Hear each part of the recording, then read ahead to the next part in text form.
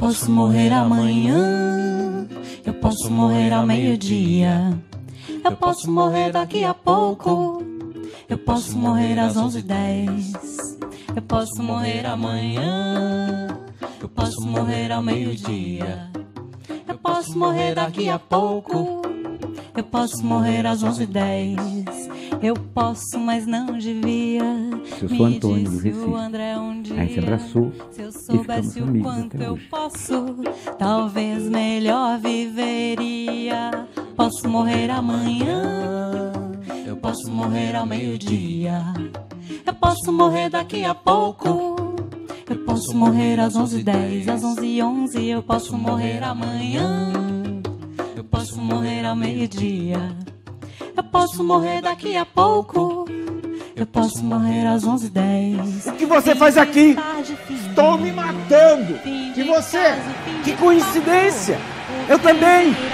Espero que desta vez dê certo, porque é a minha 10ª tentativa. Há anos venho tentando, mas tem sempre um amigo, um desconhecido e até bombeiro que impede. Você, afinal, está se matando por quê? Por amor! Posso morrer amanhã, eu posso morrer ao meio-dia, eu posso morrer daqui a pouco, eu posso morrer às 11h10, eu posso, mas não devia. E você, como se sente? Oh, estou plenamente satisfeito. Então por que busca a morte? Bom, me assustou descobrir um fiasco primordial, que a razão tem demônios que a própria razão desconhece.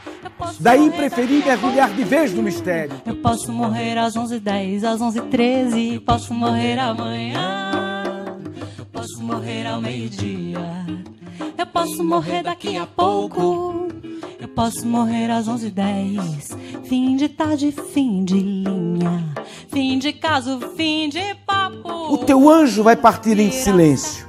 No teu caso, nem Jacó nem o anjo ganharam. Vocês dois saíram derrotados. Eu posso morrer daqui a pouco, segunda-feira na hora do rush.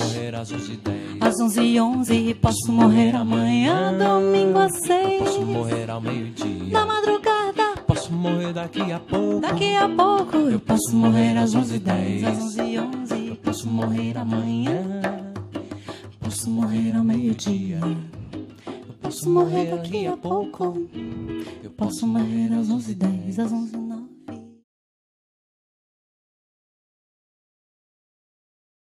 Antônio Cadengue iniciou sua trajetória no teatro ainda na sua juventude, dirigindo na faculdade um grupo de jovens atores ligado à universidade. Formado em psicologia, abandonou a profissão para se dedicar ao teatro, fazendo graduação e pós-graduação na área. Com mais de 30 anos de carreira, ele é referência no teatro brasileiro. Destaca-se por se opor criativamente a uma expectativa de um teatro nordestino popular e a cultura popular brasileira. Chegou um momento que eu não podia mais pagar a faculdade, quer dizer, o meu pai é quem pagava, e eu deveria procurar um emprego até que eu pudesse. Enquanto eu não arranjava um emprego, alguns professores pediram na faculdade uma bolsa para mim, que era uma bolsa de trabalho, onde eu ia dirigir. Eu não tinha nenhuma experiência com teatro, e para que eu pudesse dirigir um grupo de teatro junto a adolescentes do 2º grau de uma escola, que é a Academia Santa Gertrudes em Olinda, ligada à faculdade que eu estudava, que era a Faculdade de Ciências Humanas de Olinda. Então, a partir daí, deu certo. E foi caindo meio de paraquedas na minha vida o teatro, como um grande mistério. Nego, cadê o nego do Cadengue, do merengue? Cadê, Cadengue? Belo banho sensual no merengue. Cadê, Cadengue? Belo banho sensual no merengue. Em 1976, Antônio conhece o cenógrafo Beto Diniz, com quem cria uma parceria. E dessa parceria, o primeiro trabalho que surge é A Lição, levado ao palco no mesmo ano. O sucesso dessa produção suscita a criação do grupo Praxes Dramáticas, dos atores Paulo Fernando Góes e José Mário, que foi uma das companhias mais atuantes na década no meio teatral pernambucano. Em 1977, para a estreia da companhia, Antônio Cadengue dirige a peça Esta Noite se Improvisa, de Luiz de Pirandello. Nessa nessa obra, Antônio também trabalha como ator e diretor do espetáculo. Esta Noite se Improvisa estreou no Teatro Valdemar de Oliveira, em agosto de 1977, e teve uma segunda temporada no mês de setembro e outubro do mesmo ano. O espetáculo Esta Noite se Improvisa recebeu várias críticas positivas, como do escritor Paulo César Coutinho, que comenta: numa produção com mais de 30 atores vivendo 50 personagens, todos muito bem realizados, um espetáculo de qualidade tal que não deve ficar no âmbito do Recife, mas ser mostrado em outras cidades. É preciso que o público faça jus, com sua presença, aos esforços empreendidos, pois só os gastos de produção atingiram 75 mil cruzeiros. Esta Noite se Improvisa deve ser vista por quem ama o teatro e por quem, não o amando, precisa contagiar-se com sua magia. Também em 1977, Beto Diniz e Cadengue se aproximam do grupo de teatro Vivencial, dirigido por Guilherme Coelho. O grupo que vivia uma experiência de teatro de contracultura, desafiando a noção vigente de engajamento de política e de cultura popular, Antônio Cadengue dirige para este grupo Viúva, Porém Honesta, de Nelson Rodrigues. Eu montei em 1977 Viúva, Porém Honesta. Era uma montagem muito simples, mas que de uma grande eficácia cênica. Era porque os recursos eram parcos também, do grupo de teatro vivencial, que foi um grupo um tanto quanto marginal, de filiação com tipos de Zicroquetes ou outros grupos, aqueles grupos marginais dos anos 70, Asdrubal, mas numa filiação ainda mais radical. E esse grupo, ele montou e queria montar essa peça e me chamou. Então nós fizemos na Biblioteca Pública do Estado, aqui, num auditório, não tinha recurso praticamente nenhum, era um birô. Foi uma coisa meio de inquietação e de guerrilha cultural. Então talvez o que menos tenha importado foi a cena, embora os atores não saíssem de cena, eles ficavam na plateia, na hora de entrar em cena eles entravam, voltavam para os seus lugares, os seus objetos estavam embaixo da sua cadeira, eles trocavam de roupa ali mesmo, o público em torno era uma meia-lua. E então, nesse sentido, eu vi quanta liberdade o texto dele possibilitava. E era feito com uma enorme alegria. Talvez eu não tenha dimensionado nessa primeira montagem que eu fiz de Nelson algo que eu já tinha ficado muito impressionado, que era com a questão do trágico, ou mesmo com as questões estilísticas do expressionismo, que o Léo Gilson Ribeiro já tinha levantado num dos artigos publicado no Teatro Quase Completo, depois republicado na Obra Completa, e que ele dava essa luz, que a obra de Nelson tinha algo de sombrio, de cortes, de rupturas, de filiação expressionista, que não era só essa dramaturgia, também estava na gravura de Guel, enfim, estava presente nas artes plásticas do Brasil. Então, essa peça, talvez, nessa montagem, eu tenha acentuado o teor mais caricato e não tenha dado a essa montagem uma certa ambivalência. Eu acho que a obra de Nelson, ela pede do encenador, se não ambiguidades, que é uma palavra também muito usada, mas uma ambivalência, vários lados. Então, mas foi uma peça de aprendizagem. Nos primeiros meses de 1978, Cadengue fez especialização em direção teatral em João Pessoa, por meio do convênio da Universidade Federal de Paraíba e da Unirio.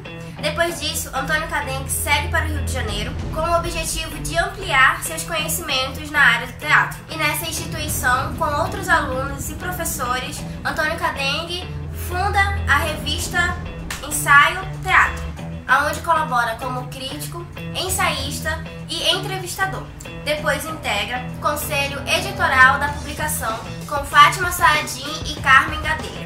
Dia 2 de janeiro de 78, eu estava em João Pessoa fazendo um curso de especialização em direção teatral com todos os professores que estavam vindo da Unirio. E aí eu fiz esse curso, daí eu fui morar no Rio logo em seguida ao curso e no Rio eu fiz concurso para o Rio Grande do Sul e aqui para Paraíba, passei nas duas e achei que era melhor ficar na Paraíba, que era perto de Pernambuco. Me sinto um privilegiado de ter vindo, com 25 anos, dando aula. Foi aqui na Paraíba que eu iniciei efetivamente uma vida profissional do ponto de vista pedagógico. João Pessoa, eu passei 2 anos lá, eu tive uma experiência muito boa do ponto de vista pedagógico. Eu dando aula na universidade, eu cheguei a montar 2 espetáculos muito importantes. Um chamava-se Cartaz de Cinema, The Clown is Dead, que era de Paulo Vieira, e um outro que era uma criação coletiva com os alunos, que chamava-se Soy Louco por Ti Latrina. E Campina Grande é o exercício pleno e o reconhecimento do meu trabalho. Então, para mim é uma coisa assim, muito afetiva a minha relação com o Festival de Campina Grande, com Eneida. O meu agradecimento a esse festival é pela legitimidade que ele deu a mim e a projeção que ele me possibilitou. E assim a vida, o teatro foi me puxando, junto à atividade como diretor, como atividade principal, mas sobretudo como professor de direção, de interpretação, de história do teatro brasileiro. Depois aí ainda continuei também na carreira acadêmica e fiz mestrado e doutorado na USP. Embora radicado em João Pessoa, Antônio Cadengue continua a dirigir peças no Recife e em 1980 dirige a peça Toda Nudez Será Castigada, de Nelson Rodrigues, tendo o dramaturgo João Falcão no papel de Serginho. E no mesmo ano, Antônio Cadengue volta a contribuir com os trabalhos do Teatro Vivencial, dirigindo com Carlos Bartolomeu a peça Haustar Tapuias, que foi uma colagem dos textos dos próprios encenadores com a contribuição de Sérgio Sardau. Quando eu vim montar depois, em 80, Toda Nudez Será Castigada, eu já tinha uma dimensão, pelo menos, de algo que eu supunha ser a ideia de abismo. Então, para mim, os personagens de Toda Nudez, eles estavam todos à beira do abismo. E eu dizia, olha, eu dizia à produtora, eram, na verdade, 2 produtoras. Uma delas fazia Geni, que era Susana Costa. E eu dizia, eu quero atores endemoniados. Então, o cenário eram 3 rampas e eles estavam sempre meio que desequilibrados na cenografia. Isso já me deixou mais satisfeito, mas as condições também técnicas, não tanto de elenco, tinha até um elenco interessante. A montagem, ela tinha uma coisa muito instigante, ela mexeu, mas ela ainda também tinha um teor, vamos dizer assim, um tanto quanto realista. Mas não, quando eu vejo, não era o realismo barato, era o realismo enquanto referente. Toda a obra dele tem a referência, o referente, mesmo que o referente seja o mito e a metáfora, não é? E é isso que eu tentei fazer já, tanto com as 3 versões que eu fiz da valsa número 6, que aí eu coloquei uma espécie de um tom circense, uma alma, assim, meio uma bailarina que toca piano num circo, mas não é um circo, é uma casa, e num ambiente que não tinha, que era um tanto quanto indefinido, não era circo nenhum, apenas tinha uma maquiagem meio circense, um nariz de palhaço,